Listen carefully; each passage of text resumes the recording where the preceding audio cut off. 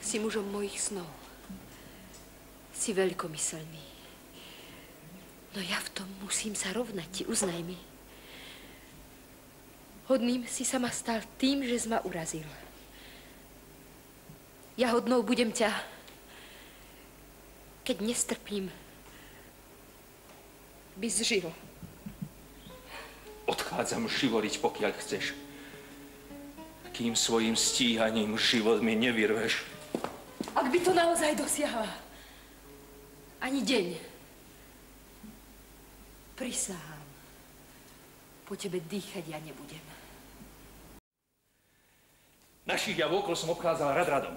Hnali vpred, druhých späť, tretím bol príkladom. Tu novopríchodzích viedol, keď bitku šli.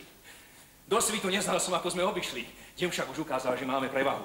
Maur vie, že je zle a stráca odvahu. A našich posíl, keď uvidí čerstvý prúd, bič sa umierať pre slávu stráca chuť.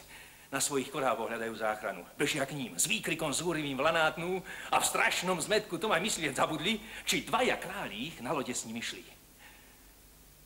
Tí dvaja vodcovia, medzi nás vklinení, a s nimi niekoľký verný, bár zranený, nemienia lacno nám dať svoje životy. Aby sa poddali, výjde mimo proti. Každý však hluchý je len tríme jatagán. Keď všetci padlí od neščíselných rán, skloniať sa, na meno vodcu sa spýtajú. Ja svoje poviem im, vtedy sa poddajú. Hneď som ich poslal k vám, oboch vám predstaviť. Tak skončil všetok boj. Nebolo s kým sa byť. Takto pre službu vám. Dúfam, nie zdĺhavo.